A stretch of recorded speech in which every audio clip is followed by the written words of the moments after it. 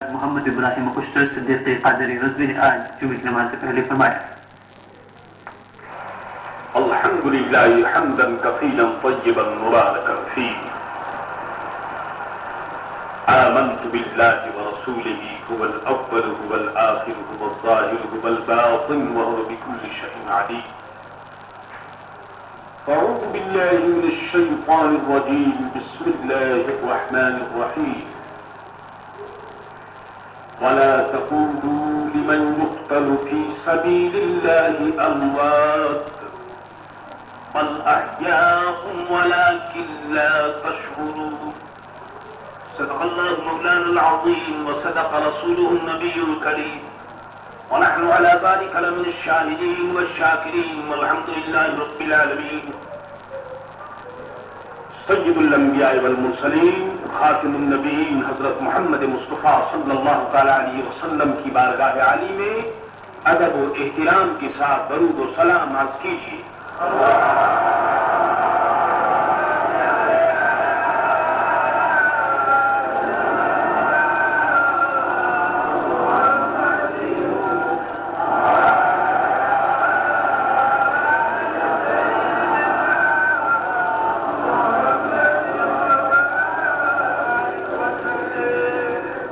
جو لوگ اسلام کی تاریخ سے واقف ہیں اور جن لوگوں کی نظر اسلامی اور دینی واقعات اور حالات پر ہے وہ اچھی طرح جانتے ہیں کہ اس دنیا میں مسلمان کا آنا، مسلمان کا رہنا ایک مشن کی تکمیل کے لیے تو ایک خاص مقصد کے ساتھ اس دنیا میں آیا اور اسی مقصد کی تکمیل کے لیے اس دنیا کی زندگی کو وہ گزارتا ہے اور اسی مقصد کو ساتھ لے کر وہ اس دنیا سے چلا جاتا ہے. آپ پوچھیں گے کہ وہ مقصد کیا ہے؟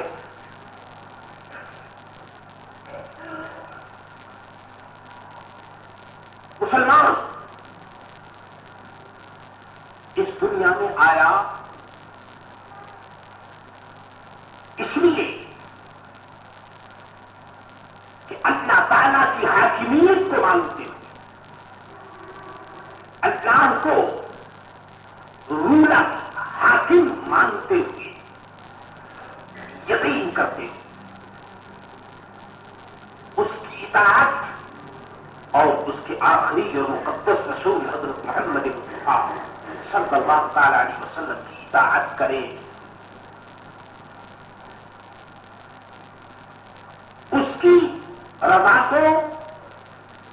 اپنی رضا پر مقدم جانے، یعنی ایک حقیقی مسلمان ہونے کے لیے ضروری ہے کہ وہ اپنی خواہش کو، اپنی رضا کو اللہ تعالیٰ اور اس کے رسول صلی اللہ تعالی علیہ وسلم کی رضا میں گم کر دے، بٹا دے، فنا کر دے.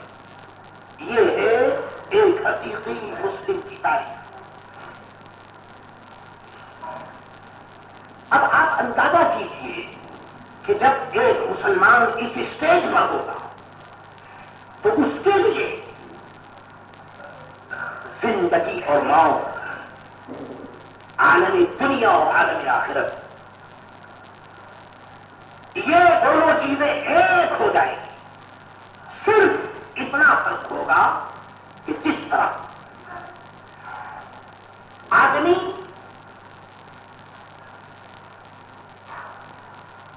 ویٹنگ روم میں بیٹھا ہوا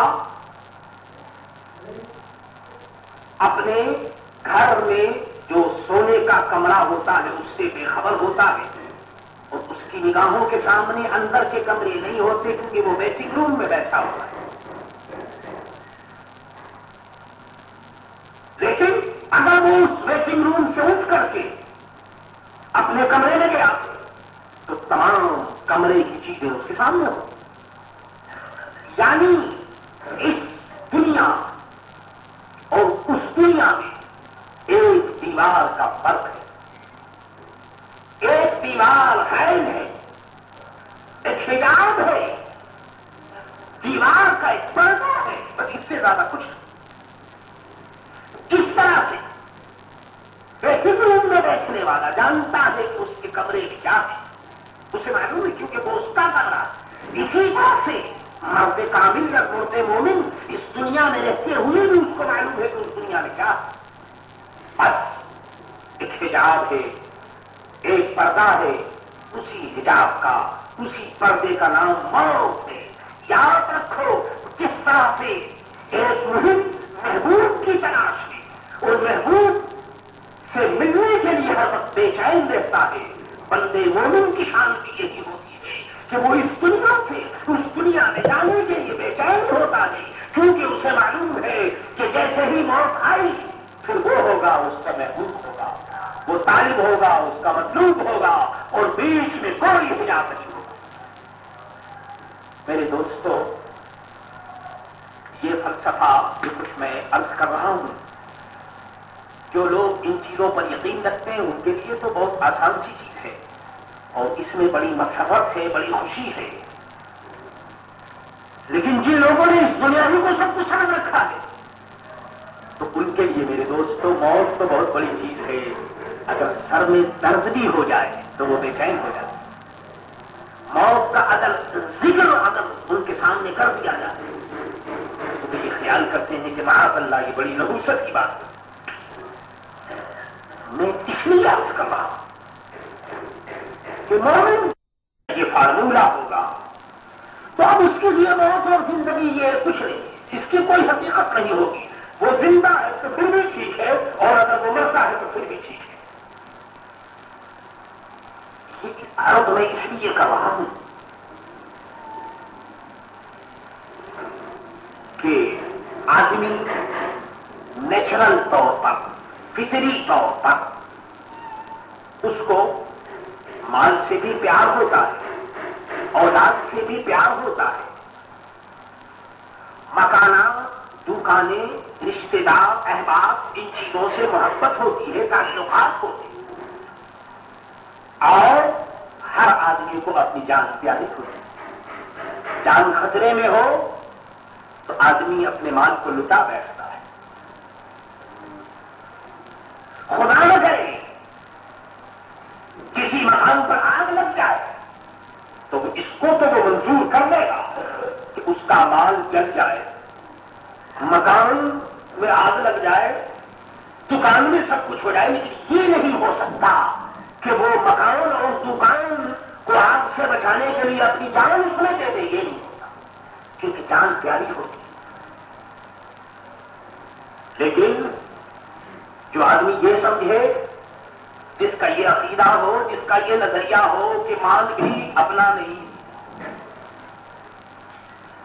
اولاد بھی اپنی نہیں, اس کا حقیقی مالک کوئی اور ہے, اور جان بھی اپنی نہیں, بس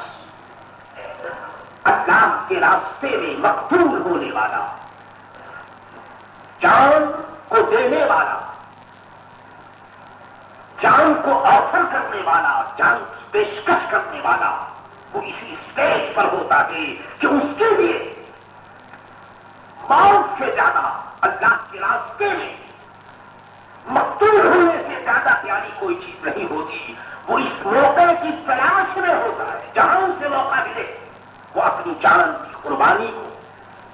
ہنستا ہوا, مسکراتا ہوا اللہ کی رضا کے لیے اللہ کی بارگاہ میں پیش کر دیتا ہے. یاد رکھیے, اسلام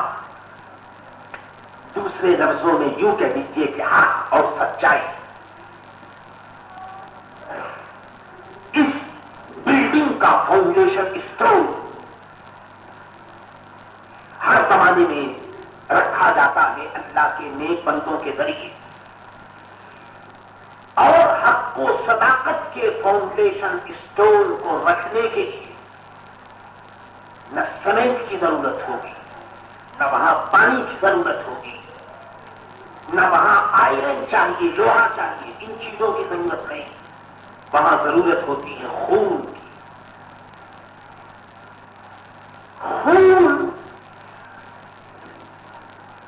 جب حق کو، صداقت کی بنیاد کو شہید رکھتا ہے تو وہ اپنے خون سے رکھتا ہے، اور آپ جانتے ہیں کہ خون کی رنگت کو مٹایا نہیں جا سکتا۔ جب شہید حق و صداقت کی بلڈنگ کا فاؤنڈیشن اسٹون خون سے رکھتا ہے، تو جس طرح سے خون کا رنگ قائم رہتا ہے، اسی طرح سے حق و صداقت کا رنگ بھی قائم رہتا ہے، اور ایسی بنیاد کو اکھیڑا نہیں جا سکتا، ایسی بلڈنگ کو توڑا نہیں جا سکتا، ایسی عمارت کو ڈھایا نہیں جا سکتا۔ یہی وجہ ہے کہ جب اللہ کے رسول حضرت محمد مصطفیٰ صلی اللہ تعالی علیہ وسلم نے اسلام کے پروگرام کو دنیا کے سامنے پیش کیا، یہ فارمولہ اس لیے پیش کیا گیا کہ لوگوں کو امن، شانتی، چین اور سکھ کی طرف دعوت دی جائے۔ جو لوگ سلیم الطبع یعنی رائٹ مائنڈیڈ تھے، ان لوگوں نے اس کو قبول کیا، لیکن کچھ لوگ ایسے بھی تھے جن کے دل ٹیڑھے تھے،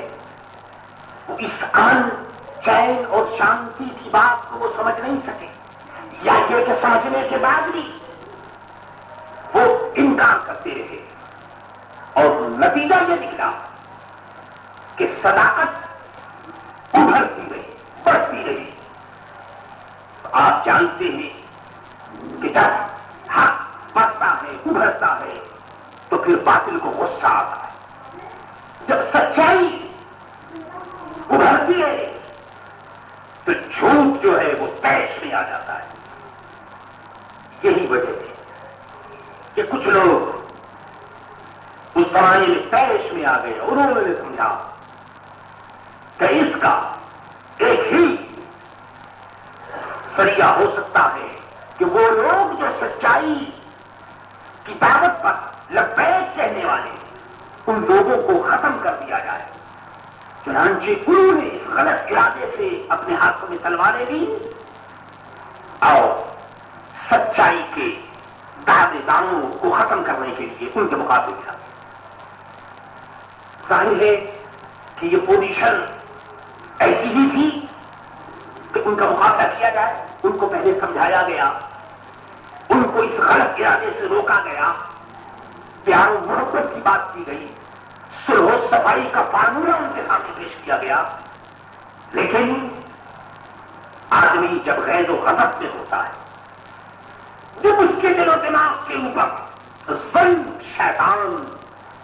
کا غلبہ ہوتا ہے تو وہ ان چیزوں کو نہیں دیکھتا۔ بس ایسے موقع کے لیے اسلام نے کچھ لوگوں کو توفیق دی کہ ہاں اس دنیا میں چارپائی پر بھی آدمی مرتا ہے، بستر پر بھی دم توڑتا ہے، زمین پر بھی اس کی جان نکلتی ہے، لیکن وہ لوگ جو مردان خدا ہوتے ہیں، جو جانباز ہوتے ہیں، جو لوگ اپنے سروں کو ہتھیلیوں پر رکھ کر خدا کے راستے میں جان دینے کا عزم رکھتے ہیں، وہ لوگ نہیں ہوتے کہ جن کی جان زمین پر نکلتی ہو یا بستر پر وہ دم توڑتے ہوں، بلکہ یہ وہ لوگ ہوتے ہیں جو میدان جنگ کے اندر تلواروں کے سائے میں، تیر اور تبر اور تیز کے سائے میں، اور تیز اور تلوار کی دھار کے نیچے جب خون کا فبارہ نکلتا ہے تو اس وقت وہ اللہ کی توحید اور اس کے رسول صلی اللہ تعالیٰ علیہ وسلم کی رسالت کی گواہی دیتے ہوئے اور حق کو، صداقت کے عالم کو بلند کرتے ہوئے اپنی جان دیتے ہیں۔ یہی گروہ اسلام کی اصطلاح میں شہید کہتا تھا۔ شہید، سبحان اللہ، حضرت خالد ابن ولید رضی اللہ تعالی عنہ اسلام کا فرسٹ کمانڈر ان چیف، اسلام کا پہلا کمانڈر ان چیف حضرت محمد مصطفیٰ صلی اللہ تعالی علیہ وسلم نے انہیں سیف اللہ بنایا، اللہ کی تلوار۔ زندگی بھر لڑتے، ہاتھ میں تلوار ہوتی، مخالفین کی صفوں میں اور لائن میں پہنچ جاتے، تمنا یہ ہوتی کہ کہیں سے کوئی تلوار آئے اور خالد ابن ولید کی گردن پر پڑ جائے اور خالد ابن ولید رضی اللہ تعالی عنہ کو شہادت نصیب ہو۔ لیکن یہ خدا کی قدرت ہے کہ جس کی ایک نہیں جانے کتنی تلواریں ٹوٹ گئی، جس کی تلوار کی نوک کے اوپر جانے کتنے سر اچھلے اور گرے، لیکن یہ عجیب بات ہے کہ ان کے اوپر کسی کی تلوار نہ چل سکی، کیونکہ وہ سیف اللہ سے اللہ کی تلوار، اور پھر یہ کہ سب تلواروں کو، لوہے کی تلوار کو توڑا جا سکتا ہے مگر اللہ کی تلوار کو کون توڑے؟ سیف اللہ لقب تھا۔ جب موت کا وقت آیا، دنیا سے جانے کا وقت آیا تو رو رہے تھے اور فرما رہے تھے کہ افسوس، کس قدر افسوس ہے کہ میں کچھ دنوں کی طرح اپنی جان دے رہا ہوں، پوری زندگی لڑتا رہا اور یہ خیال ہوا کہ مجھے شہادت نصیب ہو، لیکن مجھے شہادت نصیب نہیں ہوئی اور آج میں اس طرح سے میں جا رہا ہوں۔ یہ تو میرے دوستوں ان کا اپنا مقام ہے، ورنہ ظاہر ہے کہ وہ تو بہت اونچے مقام پر تھے، اور یقیناً اللہ تبارک و تعالیٰ نے اس نیت کی وجہ سے ان کو شہادت کا درجہ مرحمت فرمایا ہوگا۔ یقیناً کہنا یہ ہے میرے دوستوں کہ شہید اللہ کی بارگاہ میں اپنے خون کے ساتھ حاضر ہو کر کے اس بات کی گواہی دیتا ہے کہ الہ العالمین میں زندہ رہا تو تیرے دین کے لیے، اور اب جب میں تیری بارگاہ میں آیا ہوں تو مقتول ہو کر آیا ہوں، تیرے دین کے لیے آیا ہوں۔ کوئی آدمی اسلام کے لیے کوئی مال دیتا ہے، کوئی میرے دوستوں کچھ اور دیتا ہے، لیکن شہید اپنی جان کو دے دیتا ہے، اپنی جان کی بازی لگا کر خدا کی بارگاہ میں حاضر ہو جاتا ہے۔ شہادت کا مقام کیا ہے اور اس کی فضیلت کیا ہے اس سلسلے میں؟ بس اس حدیث کو یاد رکھیں، سرکار دو عالم حضرت محمد مصطفیٰ صلی اللہ تعالی علیہ وسلم فرماتے ہیں کہ یہ میری دلی خواہش ہے، میری قلبی خواہش ہے کہ میں اللہ کے راستے میں شہید کیا جاؤں، قتل کیا جاؤں۔ یہ کون کہہ رہا ہے؟ وہ ذات گرامی کہہ رہی ہے جن کے متعلق اللہ نے فرمایا کہ اے میرے محبوب، اللہ یعصمک من الناس، اے میرے محبوب اللہ تعالیٰ نے آپ کو محفوظ کر دیا لوگوں سے۔ وہ فرما رہے ہیں کہ میری یہ تمنا ہے کہ میں اللہ کے راستے میں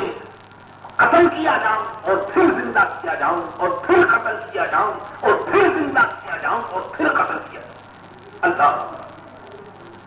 میری دوست اندازہ کیجیے کہ خدا کے راستے میں مقتول ہونا اور اپنی جان کو رضا الہی کے لیے دین حق کی بلندی اور دین حق کی اشاعت اور حفاظت کے لیے اپنی جان کو دے دینا اتنی بڑی نعمت ہے۔ یہی وجہ ہے کہ ہر زمانے شہیدوں نے اپنی جانیں دی اور اسلام کے درخت پر، اسلام کے رسول پر اور اسلام کے اصولوں پر انہوں نے کوئی آنچ، کوئی حرف نہیں آنے دیا اور اسلام کے درخت کو باطل کی ہواؤں سے ہمیشہ بچا کر رکھا۔ میرے دوستو، شہداء کے قافلے سید الشہداء ابن رسول اور نواخِ رسول ابن علی اور ابن فاطمہ حضرت امام حسین علی خان رضی اللہ تعالی عنہ بھی اس کارواں سالارِ کارواں اور میرِ کارواں کی حیثیت سے نظر آتے۔ انہوں نے جو حق و صداقت کے اصولوں کو قائم رکھنے کی اپنی قربانی پیش کی، اپنی جان دی اور اس انداز سے دی کہ صرف اپنی نہیں، اپنا گھر، اپنا کنبہ، اپنے بچے، بھائی، بھتیجے، رشتے دار، عزیز، اقربا، سب کو خدا کے راستے میں قربان کر دیا۔ میرے عزیز دوستو، تاریخ کے اوراق میں یہ بے مثال واقعہ کسی دوسری جگہ نہیں ملتا۔ میرے عزیز دوستو، جس طرح سے ان کے لانا جان حضرت محمد مصطفیٰ صلی اللہ تعالی علیہ وسلم نے اپنی نبوت، اپنی رسالت اور خاتم النبیین کے انداز میں اسلام کی حفاظت فرمائی اور پوری دنیا کو کفر و شرک کی جہالت سے نکال کر ایمان و یقین کا راستہ بتایا، ان کے نواسے حضرت امام حسین علی مقام رضی اللہ تعالیٰ عنہ نے بھی اپنے لانا جان کے نقش قدم پر چلتے ہوئے اسلام کے اصولوں کو اور اسلامک ڈیموکریسی کو قائم رکھنے کے لیے اپنی جان دے دی، اور اس طرح سے جان دی میرے دوستوں کہ آج انہی کی برکت ہے کہ اسلام آج بھی زندہ ہے اور انشاءاللہ قیامت تک زندہ رہے گا۔ الہ العالمین ہمیں بھی اس کی توفیق عطا فرما کہ جب اسلام پر خدا نہ کرے ایسا وقت آ جائے تو ہمیں توفیق دے کہ ہم اپنا مال، اپنی اولاد، اپنی جان اور متاع عزیز کو ہنستے ہوئے تیری رضا پر قربان کر سکیں۔ وما علینا الا البلاغ المبین۔ یہ اس بات کی ریکارڈنگ جو